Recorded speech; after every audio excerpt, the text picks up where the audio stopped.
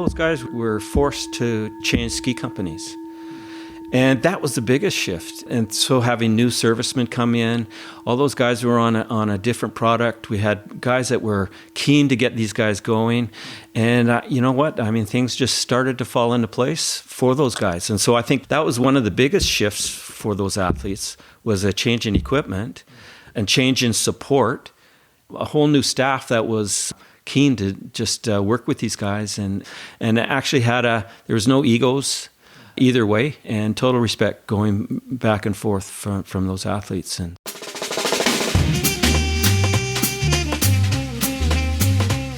hello and welcome to episode number 62 of the Rose Bros podcast. This episode we are joined by Glenn Thomsen, athlete, coach, and dad, who has guided ski racers from the grassroots level all the way up to the Olympic and World Cup stage. In 2017, the Canadian Rockies Ski Racing Hall of Fame recognized Glenn as an honored Alberta and Canadian Ski Team alumni for a lifetime of passion in ski racing and coaching excellence. Glenn has invested 40 years into coaching at the elite level, coaching next-generation champions at 3 Olympic Winter Games, the Canadian National Ski Team on the World Cup circuit, provincial ski teams, grassroots club-level programs, and has seen his athletes reach the podium in both speed and tech on the ladies' and men's side. Among many athletes, Glenn guided Karen Percy to 2 Olympic bronze medals in 1988 and a World Championship silver in 1989, as well as podium results from Laurie Graham, Karen Lee-Gartner, Eddie Podivinsky, Cary Mullen, Thomas Grandi, Brad Spence, Trevor White, and Paul Stutz, all of whom subsequently reached the World Cup top 10 or better. Glenn has since retired from the sport of alpine ski racing and likes to spend his time with his family and wife Megan, mountain biking, water skiing, playing hockey, and a variety of sports. We sat down for a smooth cup of Rose Bros coffee and talked about different approaches to high-level coaching, what makes a great athlete, how to stay young, advice to junior athletes, and a lot more. Enjoy. Glenn, it's great to see you. yeah, it's a lot of fun. I'm really excited to talk to you today. Well, good. Yeah. You're probably one of the best coaches I ever had. You, Mark Sharp, Shelley, probably... Well, that's good company to be in, and thank you, Trevor. Do you remember the time our truck broke down in the national park when we were on our way to that race? Oh. Well, that was a bit of a scramble. We were going to Argentina, I think. Or was that right? Yeah, I think so. In the summer. Yeah, it was my truck, and actually the transmission blew up on us. Yeah, we got stopped on the highway. We coasted down into onto the Trans-Canada, and I think I called a coach from Alberta. It was Mike Jagger. Okay. Yeah, I called him up, and he rescued us, took us to the airport. We got on the plane just in time, and off we went, left my truck stranded on the highway. Yeah. That was a little worrisome. Yeah. That's a story I forgot all about. That feels like yesterday. Yeah. How'd you get into ski racing? Ski racing itself, because my mom and dad, they're immigrants from Denmark and just came across. And when I was a young kid, obviously in Denmark, there's no ski hills there, but they were enthusiasts and loved to do things. And they bought me a pair of skis, I think, when I was about 5 years old, a pair of wooden skis and things like that. And so we started skiing a little bit, not much. I think I was 8 years old, and I was watching a television program out of CFCN, Calgary. And there was a fella there by Ed Hunter, who's a famous photographer in Banff. He had this little kids show. It was cartoons, and they interviewed kids for their birthday parties and things like that. And in one of the segments there, they had a little thing that some local guys in Calgary had said, well, hey, listen, we want to get a ski club, racing club going, and we're going to start by recruitment. And so they sent out this flyer on that program and saying that the first 500 kids that sign up will have a bus available for you to take you out to a place called Happy Valley, which was just outside of Calgary. Now a big subdivision. I think it doesn't even, the hill doesn't exist anymore. Yeah. Yeah, I couldn't write that letter fast enough. You know, my mom and dad had no idea what this was all about. I was just going to go get a free ride to the hill and go skiing with a bunch of people, and caught the bus out at the Westgate parking lot, and off we went to Happy Valley with, I might be embellishing at 500 kids, but it was, I think there was 4 busloads of kids going out there. So it was, I think, 4 weekends of just free instruction and learning how to ski, and they put these sticks in the ground and had no idea what this was all about, but they were saying, yeah, we're going to teach you how to go around these gates and things like that. And then lo and behold, they said that kind of got out. They said, like, we're going to pick 50 kids from this big group, and we're going to go out to take 50 kids to Pigeon Mountain for the following 4 weeks. I thought, wow, that'd be really great if I could be one of those 50 kids. Lo and behold, I managed to make the cut for those 50 kids, and off we went to Pigeon Mountain for another 4 weekends. And by now, Mom and Dad were kind of curious what was going on, and they, it was all free. It was all donated, and it was a group of guys that just wanted to get things going. And so anyways, I found out after those 4 weeks that they were going to pick about, I think it was 4 or 5 guys and girls from that group and be part of this racing team called Ski Meisters. And from there, I was just entrenched and dragged my mom and dad and brothers and sisters a little bit into ski racing. And we had no idea what was happening. But from there on, I was ski racing and having a ton of fun with it. You grew up in Calgary? Right up until the end of high school. And then Mom and Dad moved out here quite early to Invermere before we finished high school and all that stuff.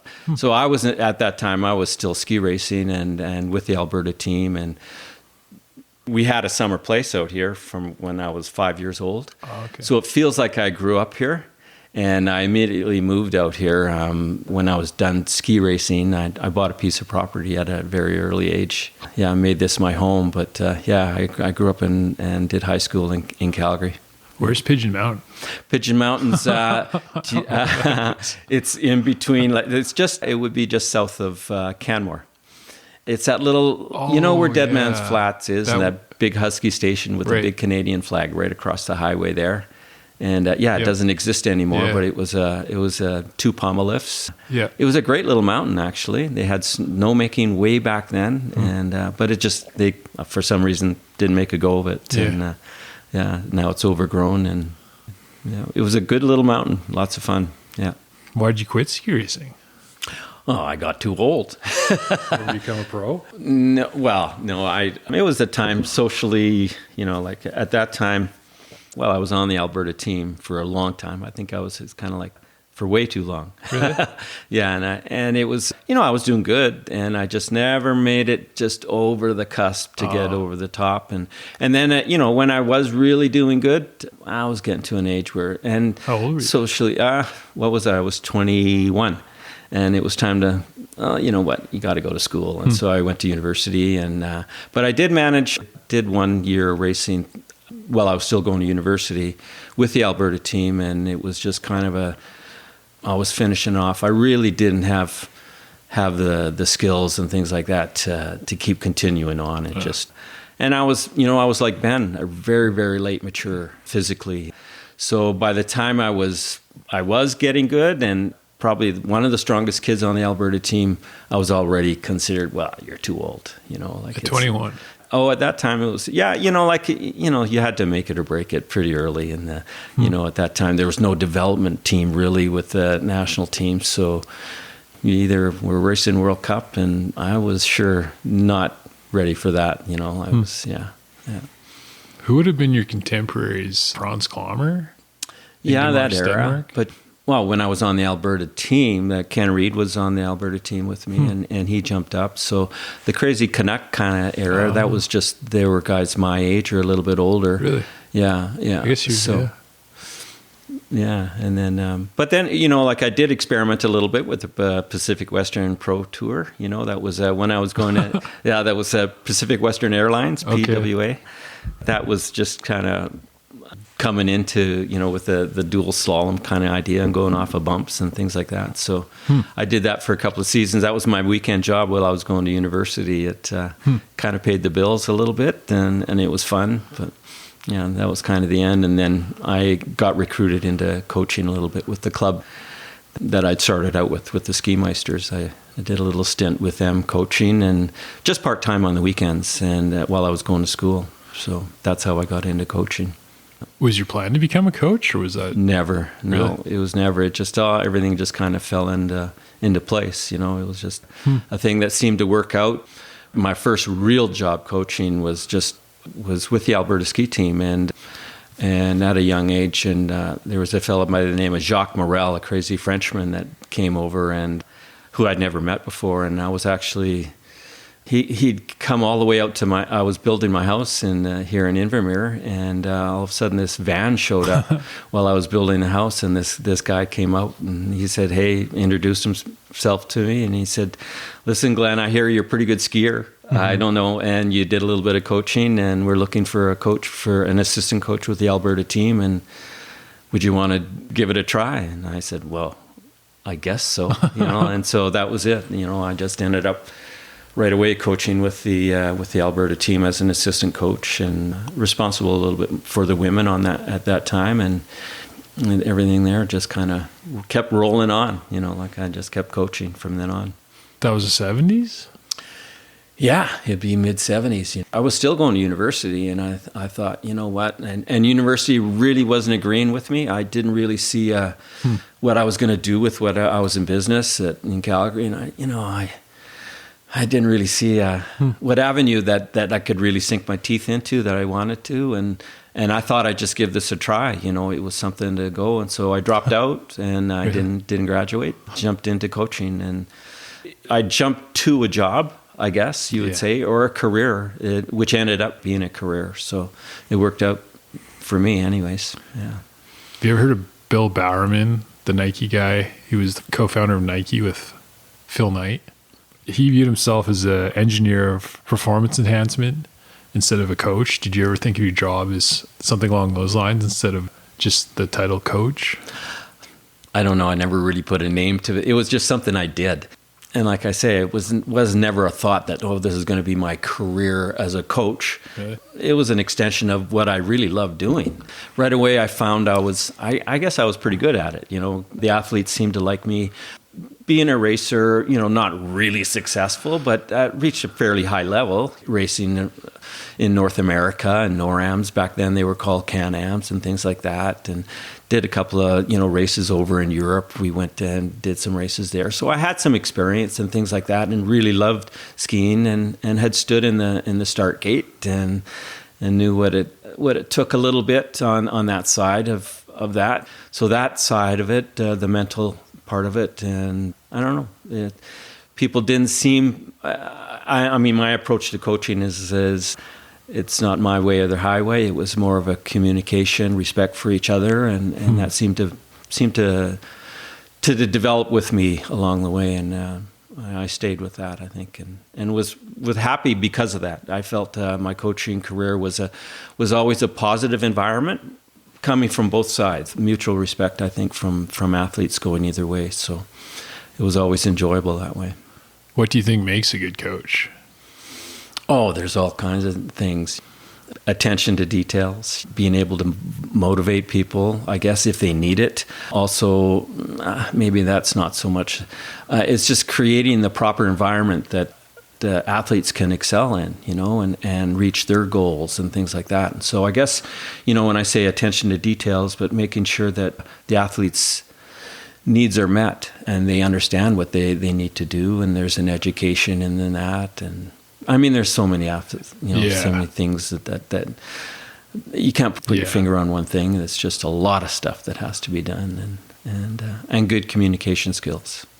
I always kind of viewed you like Phil Jackson, kind of calm, and everyone got along with you, but everyone listened to you, and it was just easy. Do you think that was important for coaching? Is kind of that relaxed, calm understanding with the athletes? Yeah, I think so. I think when you look at an athlete, that even when they're learning a skill, and as long as they understand it and they're confident, and if they're gonna excel at something if they have confidence with it. And I think barking at somebody doesn't give them confidence. It's a negative feeling. So encouraging them, getting an understanding, so that when they're standing in the gate or they're going to go through this one turn that you've explained to them, in a downhill, that they're going to have confidence and they're just going to stick it. And also that the athlete has to know that they're doing it because they've made up their mind to do it. Yeah, and so, sure. so it's, I guess you're convinced, if you're trying to teach an athlete a new thing, you're convincing them so that they understand it and appreciate it and want to do it. Yeah. It's not, I'm doing this because the coach told me to do it. Right.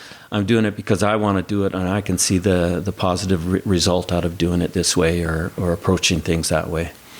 At the same time, do you think it's important to be hard on young kids because you got to build resilience? Or how did you develop that in kids? Being hard on them, I wouldn't say I would be hard, but I would be, okay, come on, let's put 100% into this, and doing it in an encouraging way and saying, well, if you're going to do it, put 100% in it, you're going to get 100% gain out of it. And it's the barking Not thing. The barking. It never worked for me. I never felt comfortable with it. Yeah. Do you think it was more implicit rather than explicit, the way you maybe building resilience in young athletes? I don't know what it's. Or did you think about it at all? I really didn't think about it. I just wanted how best to relate with the athletes. What's the best way to do it, and for them to. I wasn't trying to get them to like me so much.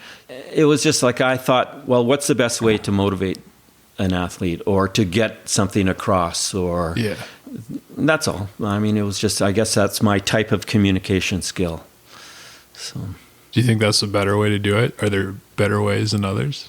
You know what? Sometimes there's room for being a real hard ass where the guy's gotta, okay, hey, listen, you guys, and to give them a wake up call. Yeah.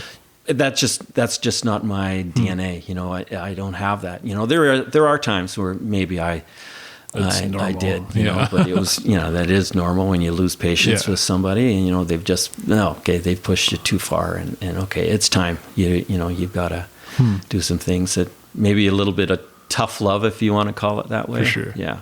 Yeah. Did you find it was easier to build communication with athletes the further on you got in your career? Because remember when you were coaching me, you'd already coached World Cup, Grandi, and all those racers, so it was easy to listen to you. But at the beginning, did you find it hard to build? Yeah, for sure. When you said by the time I came and I was coaching with you... Yeah, it was easy to listen to you. Yeah, but I think there's some respect. Yeah, that's what I mean. And so that's the big thing, there's respect both ways. And so I could feel that you guys respected me, and I respected you guys as athletes because of the way things went back and forth in an easygoing way. But in the earlier years, I had to earn my respect, so it was a little bit different. Really? And also in the very earlier years, I was an assistant coach, so I was just I was the grunt running around doing things and learning, apprenticing under some great coaches and things like that, and the different styles and things like that. But so I'd learned a lot, I guess, by the time I got to coaching the BC team, back to coaching into the. Talking to Manny a couple days ago, for instance, one of the reasons he gave to being successful is because he kind of built up resilience under a coach, some of the harder coaches that may have been a little bit more confrontational. Mm-hmm. Do you think that is important then? Or did you build it in different ways? For sure. I mean, it works for some athletes. I think it worked for Manny, but Manny was smart enough to say, okay, well, I want to get the positive things out of that coach. Right. For sure. That's it's a style that it's works. Just a style, I guess. Yeah. Great results and things like that too along the way. So, did you realize the impact you were having on young kids as the longer you coached? Coaches can be almost like a second parent at times. Well, I certainly didn't want to replace parents and things like that. I think they're a big part of, but I just wanted to be an important part of their development, I guess. And you know what? It was also rewarding to see, and it was kind of a parent's view of things, of working with all these athletes. And I don't, it's countless. I'm like a school teacher, doing this for as long as I have. And you can imagine how many athletes I've dealt with and coached and worked with and different things. And it's so rewarding to see what all those kids have moved on to become, and now they're parents. Got their kids going, and so that part of it was important to me to see the results of that kind of thing. And if I could be a little bit of that whole development as a person, not just as a ski racer. That was important to me too, and rewarding. Yeah. Did you realize that though when you started coaching, or did you start to realize that maybe after a little while you had such a big role in these kids' lives? I mean, it wasn't a goal. It wasn't like I say, things evolved. It wasn't like, okay, I'm going to start coaching because this is what I'm going to become, or how important it is. I see. It was a selfish thing. I mean, it was a great lifestyle. It was a great opportunity for me to get into something that I loved doing, and kept doing it for a long time. How many generations of kids do you think you've coached now? Just looking at, I was just thinking, Karen Lee-Gartner, I just heard that she's a grandma. It starts back then. Karen was a young girl. I think she was 18 when she first came to the team, when I'd first come to the team at the women's program, and now she's a grandma. So 1, 2, 3 or 4 at least. Yeah. Yeah. Did you think you'd stay with coaching that long, or did you just kind of follow the path? No, I mean, it just went from year to year. And the good thing with my coaching career was that I usually only stayed with one team or one kind of level for 3 years, and then it was time I moved on to another one. So I was the Alberta team coach, and then I went to the World Cup coach with the men's. I was the head coach of the men's downhill team for a couple of years, and then I moved back down to the development team, and so I was changing it up all the time. It wasn't like they said, okay, you're done. It was like, it was kind of my choice, and how my family life and things evolved, and this would suit me better by working at this level, going back down to the division, going back down to the club, being national development coordinator. It was always changing up for me. So because of that, it always kind of stayed fresh. Yeah. That's why it stayed fresh for me. Yeah. How'd you meet Thomas Grandi? The first time I met Thomas was, I guess, I was watching this little kid ski down Mount Norquay, and I'd ran into his parents there. They had just come from Italy, and they were keen. And I can remember seeing this dad skiing down the Lone Pine at Norquay. I think Thomas would have been 5 or 6 years old. And his dad was so proud to see this little guy coming down the mountain and going like, wow, and I was going like, wow, this little kid can ski, like at that young age. Then he kind of, I was going off doing different things. And then Mount Norquay, yeah. Yeah, the Lone Pine, like that thing is long and steep, and the mole goes, back then there was no grooming. I don't even know if they can groom it now because it's so steep. And a lot of history there. Yeah. But I mean, that's where I grew up. Ski racing too, and skiing and training. And then Thomas came into my life, or I got into his life in a big way when I was coaching the Alberta team, when I was coaching the men's team with the Alberta team. So that was early 90s, right? And he already stood out? Oh yeah, Thomas was just a really talented kid. And yeah, it was actually my time working with that group in Alberta, the men's team. That's when I'd left the Alberta team, or the national team, and I came back to coach the men's team in Alberta. I was at that time, there was some really talented athletes there. There was Cary Mullen, Chad Mullen, Thomas, Eddie Bardana, Andrew Kirker, that group of guys, and it was just a really fun group of guys to work with and coach, and they were keen as mustard, and yeah, they were really, really good. And I learned a lot from them, because actually at that time, the skis were starting to change. They were starting to get a lot more side cut in skis, and all of a sudden technique really started to change, and these guys were coming up with things on their own and working together with me and seeing how things were changing. It was really good. It was kind of like pioneering the use of these new shorter skis with the big side cut and what you could get away with and do. And these guys really responded to the stuff that we were working on and doing. So yeah, but Thomas was, for sure, he was such a hard worker, so dedicated to it, positive, he was an amazing athlete to work with. But that's not to take away from the other guys that I was working with there too. There's a really good group of guys, and they all blossomed together. But Thomas, he went the furthest of that group. He's probably the most successful Canadian tech skier we've had. Yeah, to date, I would say, yeah. What do you think made him better than the rest?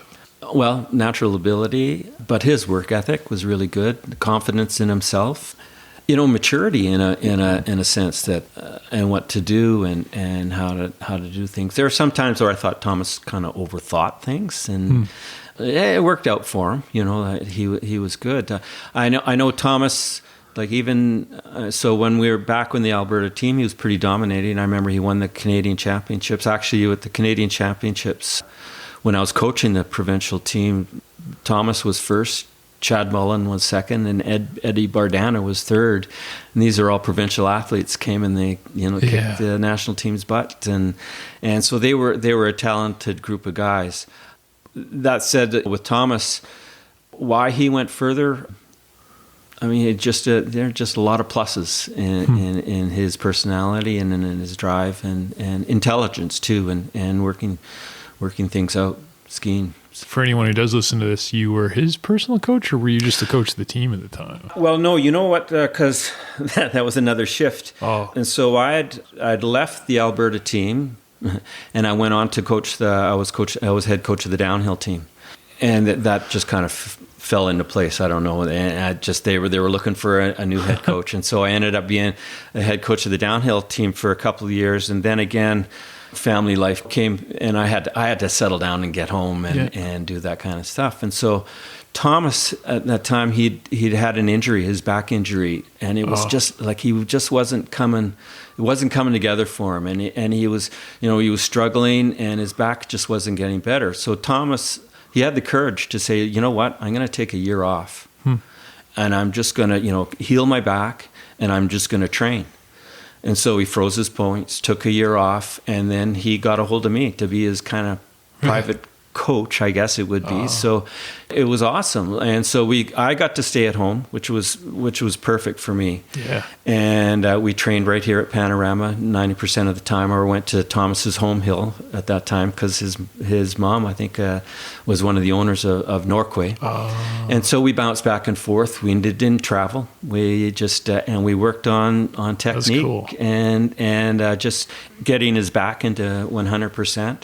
When I was coaching, we didn't go to one race. We just cool. we were just training all the time, doing some fun things. We had a year to really experiment and do some fun things, and we were spray painting lines in the snow and rolling tennis balls down the hill to see where the fall line was, and taping bamboo poles to his hips to see what direction his hips were going, and those kinds of things. And Thomas was just so keen to do it all, and just like he said, we had the time. And just to go and just work on skiing for a whole year. It was awesome.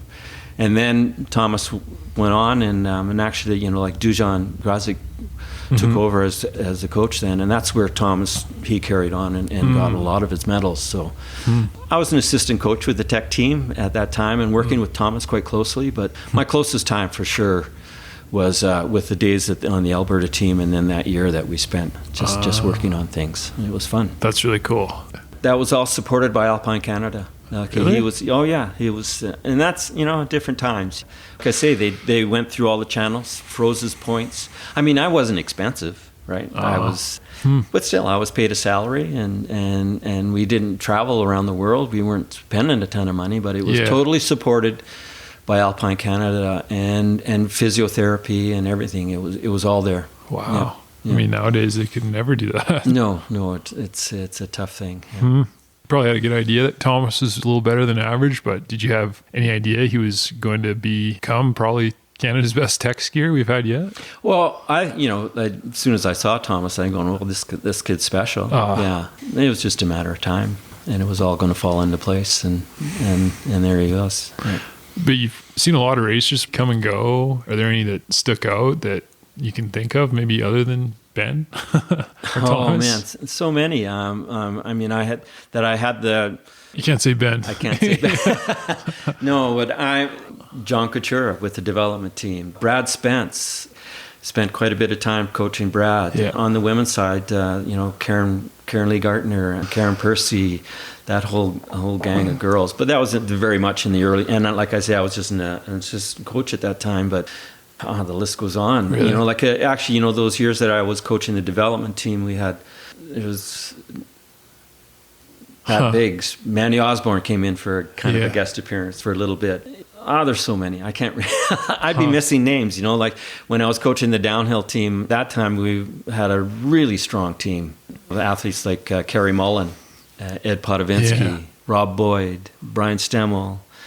We were at that time, for a while, we were the second strongest downhill team in the world. Yeah. And so that group of guys was, that whole group, there was, we were entering downhills with 10 athletes.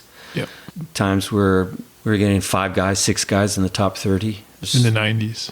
Yeah, that was in the 90s, 94. So now I'm swaying to that group of guys. Yeah. That was a talented group of guys that really, they blossomed. And like I said, we ended up being the second strongest team, downhill team in the world, ranked behind Austria. It was really something, especially going to those races where you're going to podium. And there was one race, and I remember in Saalbach where we had first, Eddie was first, Cary was second, Ralph Socher was fifth, and Luke Sauter 15th, and so you get that many guys in the top 10 or 15. It was a really fun, exciting couple of years working with that group of guys. Yeah. What to you makes a good ski racer or athlete in general? I don't know. Is it like a checkbox? First of all, belief in yourself. Obviously, you have to have the athletic ability, the strength, and those things that come with it. I think, ski racers are probably one of the most diverse or best athletes, all-round athletes that you can really, there's some gymnastics involved, there's some strength involved, there's confidence, working with speed. There are so many variables and that you have to be very talented and good at, and then your mental skills, that come with it. Yeah. And the courage to stand in that gate, and you're being measured every day. It's an individual sport. It's you. It's all you that's in there and doing it. Yeah, they're very, very, very talented athletes and skilled and everything that goes with it. They're the big picture, when it comes to that. Did you see some athletes that maybe had a ton of skill along the way that you thought may go farther than they did? Did that ever happen? Oh, yeah. And you know what? A lot of times, like if they didn't make it all the way, it was because of something an injury. Or they just, they just said, no, this isn't for me. For sure. Like traveling all over the world. A lot of other things in life too. Yeah, there's other things to do, and you're one of those athletes that too many interests. And, everything. You're the pitcher. You're one of the athletes that, but now you're going a long ways as an individual and other things. So. Yeah, it's good to know there was some talent there. Oh, there was definitely some talent. Yeah. Too many interests, I think. Yeah. When the 90s, when you guys were doing really well, do you think that was a function of more money being in the system? Less expensive for, let's say, a kid to be a ski racer at that time. Really? So because of that, you had a broader base. You had more kids to choose from, I think. There were more athletes coming up. I don't think it cost us as much to run a team as it does now. For one thing, I don't think the coaches' wages were as high back then as they are now. So that kind of eats away at it. It was kind of those years where those guys came up. There was when we had a really strong team of 10 guys, and there was a kind of a shift. The year before, the guys, I wouldn't say struggling, but we weren't getting any podiums. And so they decided that when I came in, they were going to make a shift in the thinking of the team and how they were going to coach it. And I mean, I got in as a coach with the team because, they were looking to replace a coach. I was available, but I don't think I was their first choice. And they ran out of it. I didn't get hired to coach the downhill team till it was in June. And like I say, so then I was scrambling to put a team together at that time and staff, and we had a really great staff at that time. But I think I was trying to put a finger on why those guys, why the shift and why they turned around. It's just like when a new hockey coach comes in, things kind of change. There's a different paradigm of thinking. And, it was a whole complete new staff and that came in. We had Helmut Spiegel came in, Benoit Lalonde. We did have one who it was great to have, Dale Stevens. He was there from the get-go. And he was awesome. He was the guy that kind of, well, this is how we did it before, and this is how, we should maybe be doing it now, or maybe I'm going to change things up. But the biggest change there, though, I think was where I could put a finger on it was, the environment from the coaching staff was the difference for all those athletes. And there's some good athletes there, as like I mentioned before, with Ed Podivinsky and Brian Stemmel, Rob Boyd, Cary Mullen, Ralph Socher. One of the biggest changes was that those guys, they were all on Fisher skis the years before. And nothing that, I don't want to take anything away from Fisher skis, but all of a sudden they ran, at that time, they decided, no, we can't put any more money into ski racing. And so Fisher Canada said, no, we're not going to be able to support you guys anymore. So all those guys were forced to change ski companies. And that was the biggest shift. And so having new servicemen come in, all those guys were on a different product. We had guys that were keen to get these guys going. And you know what? I mean, things just started to fall into place for those guys. And so I think that was one of the biggest shifts for those athletes, was a change in equipment and change in support, and just a whole new staff that was keen to just work with these guys, and actually there was no egos either way, and total respect going back and forth from those athletes. And so, I don't know. More money? No, I think it was just a change in environment and things like that. So. But the team was bigger back then, wasn't it? Yeah. Well, we just had enough guys that, like I said, we had 10 guys in the start. For the whole Canadian men's team, or? Yeah, and when there was guys in the sidelines that we couldn't have, we were qualifying. I think we had 12 guys. We had 12 guys, and then we would have to qualify 2 guys, and then we'd start 10 guys. And not all the races, because some of the times the lower end of the group would be off doing Europa Cups and things like that. But there were races where we had 12 guys. For tech and speed? No, just for downhill. Yeah, that's what our I mean. tech team. Oh, sorry, our tech team at that time was Thomas, basically, and JP Waugh was coming up. It just seems like the team was a lot bigger in the 90s. Yeah, it was bigger. Maybe not by much. I guess when I look at it, the development team, it was just kind of like one huge team, men and women. At that time, the women's team was, they were getting results on the World Cup as well, and Thomas was getting result. It was, for whatever reason, it was just, at that time, there was an era where it was a bigger team, and it was going with good. The same amount of money as now? When I was doing the budgets and things like that, I don't know if we weren't spending more on our athletes at that time than the previous years or anything like that. It was just, I think on the when I look back on whether there was more money being made available to the team, I just know at that time in the 90s, the head office was in Ottawa, and I think there was maybe 4 staff there, running that thing. I might be naive, but it sure didn't seem like when I phoned the office, there was a lot of people to talk to. Yeah, so it was run smaller, maybe from on that end. Money came a lot easier too. At that time, we were getting a lot of money federally, from the government, right, and things like that. So now there's nothing coming from in that direction, right? Basically, it's all corporate. So that's harder to get a hold of, and especially now, the money that's coming is tougher to get a hold of. So, one of the questions I've asked the last few people on the podcast, Pat Biggs, Manny, Ken Reid, Mark Sharp, is kind of the difference between what was going on with Alumni Canada when the team was successful compared to now. What do you think the main differences between those years and nowadays? Well, I think at that time the base was much broader.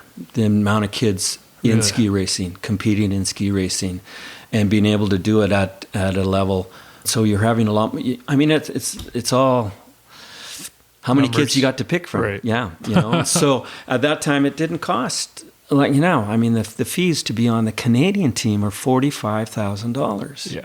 So when you say you want to develop ski racing, well, how are you going to lower how are you going to broaden that base? Well, you got to make it the playing field level, and get as many kids into ski racing as possible.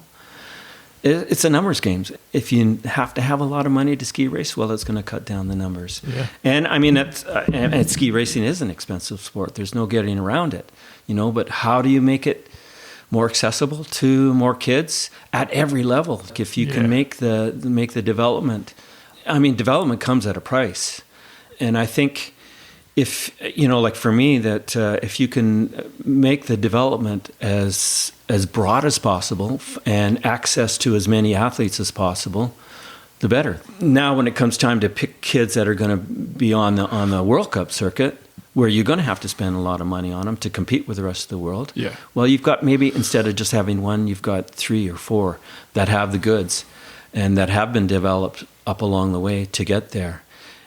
When I look at what was successful in the past as far as development, the history that's been there, and believe me, I've seen every year we talk about, well, how are we going to develop? How are we going to change things? What are we going to do that's going to make things go? And it's so hard to put your finger on what it is, but for sure, I know that, I mean, it comes down to having more kids to be able to pick from. To be able to broaden that base, to make development cheaper, and I think that goes back to the divisions, where we put a little bit more. We say the development starts at the division level. We've got development teams within the division level, and where we don't have that now, where all of a sudden the development became. Last year, they cut the development team, and they said, okay, now the development team is the division's responsibility. Like provincial. Yeah, the provincial level, sorry.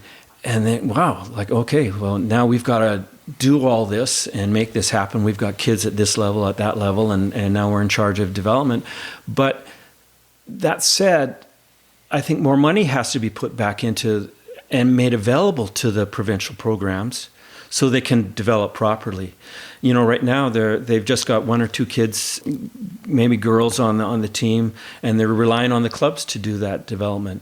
Where if there was some money put into the provincial programs to develop kids, it costs a lot less money to develop kids at that level than to fill a bus and take them over to Europe and saying you're gonna learn here. Mm-hmm. And instead, younger age, you put the kids together, you start developing in bigger groups at a younger age.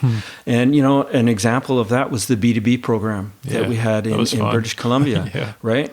So that was an invitational group. You were still with your club, but we brought, what was it, about 15 kids? Yeah. And we brought those kids together, did summer camps with them, did a few camps with them right up until December. Yeah. And then back with your clubs and things like that. But that was a solid, structured development program that didn't cost a lot of money. And so because of that, we hit a lot more people. And so that part of it, I think, would be and also I think, the lines that are drawn between you're on the development team and that's it. And no, you can't, you're close, but no, you can't be on the development team. Right. But to keep those lines not so hard and fast, to make it accessible for kids to come up through. And I just know that the invitational program seemed to be so successful. And when I ran the development program or the development team, it was purely invitational. And we had guys like Brad Spence, John Couture, Paul Stutz, and the flow back and forth. Pat Biggs, the flow was back and forth, and so they were coming from their provincial programs, coming up. So the money seemed to be spread out a little bit more, and you were hitting I think the development dollars were being better spent back then and hitting more kids. If that's a magic formula, I don't know, but it was one that seemed to be successful at that time. Cast a wider net almost. Yes. Yeah. Like I say, it's a complete numbers game. For sure. And when Alpine Canada says, well, our goal is to be the number one team in the world, rank the number one team in the world. Well, and it's great. We've got some athletes that are punching it in there now, sure. But to do that, to accomplish that goal, you've got to have 10 guys scoring points in every race, right? And I mean, that's not going to happen unless we get a broader base and kids coming up. And you know what? It just strikes me or the wrong way when they say, well, it's going to cost $45,000 to be on the Canadian ski team. Well, how are you going to attract people? It really hurts our whole development process. It just cuts the base down. It's just, and I know it's easy for me to say, why are we charging that much money? But you got to have money to run a program, and where do you get it from? It's just too bad it's coming from the athletes. A lot of it. Absolutely. Yeah. That's a university degree for 1 year on the national team. Yeah. It's, they have avenues to go get that money, with headgear sponsors and things like that. But still, it's just like, it's so hard to fathom. Yeah. Not to mention that level of talent in any other sport, a pro sport anyways, would be making millions of dollars. Yeah. It's Yeah. Yeah. It's a hard pill to swallow. I don't know. It is tough. Yeah. It seems like the grassroots level is pretty healthy in Canada, club level almost. Yeah, I think so. But it's where I'm looking and I see Team Panorama. Yeah. And they've got a really strong program, strong coaching staff. And then on the other side, there's the Windermere program. It's got attracting new kids. I see it blossoming and growing. It's really, really fun to see. I think there's so many people that love the sport of skiing. That part of it is healthy, but if we can keep the dollars down, there's different levels, and you can see it. And some programs have different levels of what they offer and things like that. But I think that part of it, in order for the clubs to survive, they have to make it as cost effective as possible. Yeah. So it seems like that grassroots level is good, but when you get to that age around when I quit, that's really when things fall off. Maybe that's where the cash could be spent, is that kind of bridge between the club level and then when you're a teenager graduating and, like that step. Definitely. Like you say, it's a step, and that's where I say it shouldn't be a step. It should be just a flow in. It is. You kind of have to mush the dollars and cents together too. There has to be an understanding, when you're inviting kids up, you're saying, well, you're going to come up and maybe they'll get some money from the club. Yeah. Because to do that, we're going to do an event here. We're going to take kids to the national championships and bring them out of the club, and we're going to bring them together as a group. And so we're going to mush that, the money together and see how that works out. And so maybe there's kids that wouldn't have gone to the national championships at an early age saying, that's going to cost a little too much money. And maybe if you get some help from the clubs or things like that, it's just not so hard and fast if we can get away with it. If you were to wave your magic wand and you were the boss of Alpine Canada, what would be some of the things you would focus on?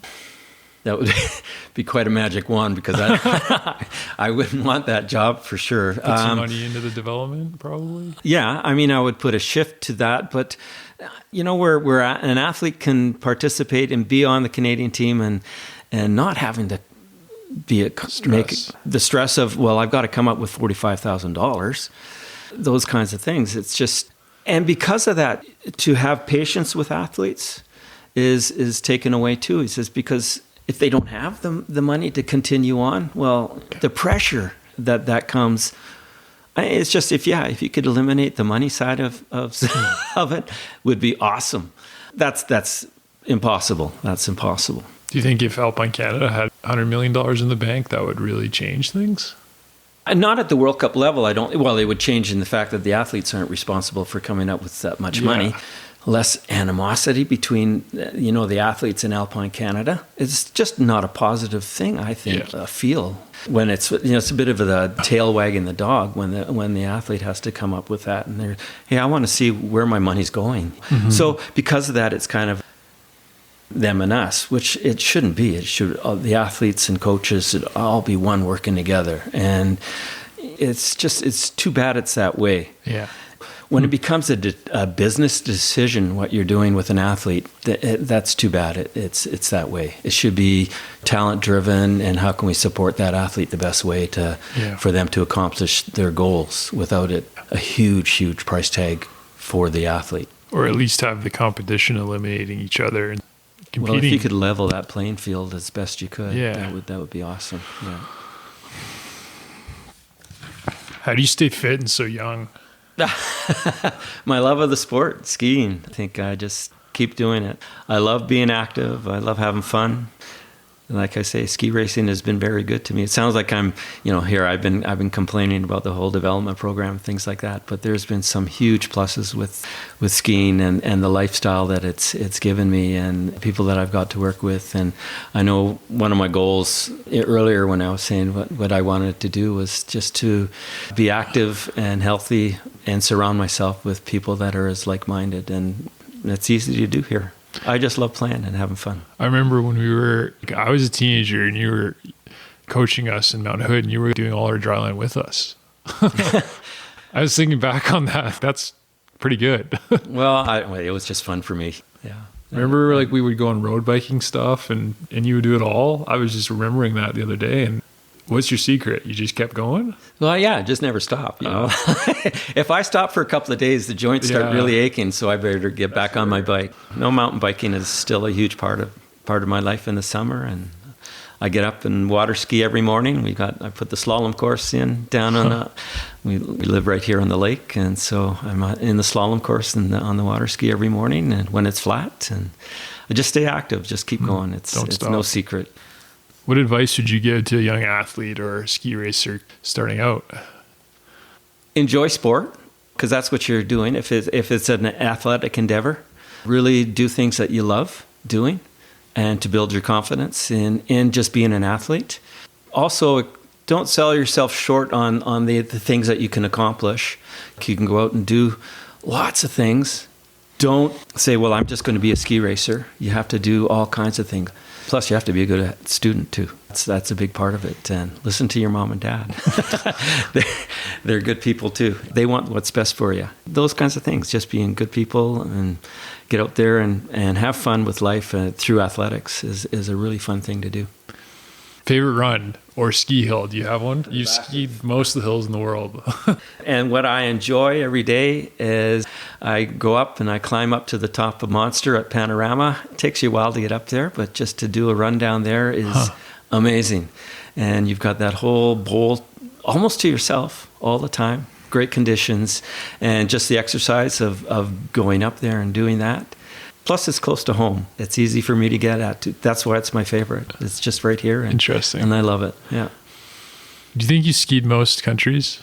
The countries that have skiing, I would say I have. From Japan to Argentina, Chile, Spain, France. You skied everywhere. It's everywhere. I will say one of the best powder days I had was in Japan. And that was a day where it was a slalom race and it got postponed because we got so much snow overnight, and I think it was a couple of meters. And it was the lightest, fluffiest stuff, and we got to go. Thomas and I went, and Eric Schleppe, I don't know if you remember. Yep. We went powder skiing for an afternoon while the race was, all the guys that were trying to dig the slalom race out of the hill. I think that's a great conversation. Yeah. Really appreciate it. Really fun doing it. Thanks, Trevor. Maybe you can have part 2 one of these days in the summertime. Yeah, that would be good. We'll talk about water skiing. Yeah. Thank you. Thanks. Hey, thanks for listening, everyone. Hopefully you enjoyed the episode. If you liked what you heard, check out rosebros.ca, where we will have upcoming shows. You can also find our coffee and chocolate there, where we plant one tree for every bag or bar sold through our partnership with One Tree Planted, a cool not-for-profit organization focused on global reforestation. Until next time, happy coffee drinking.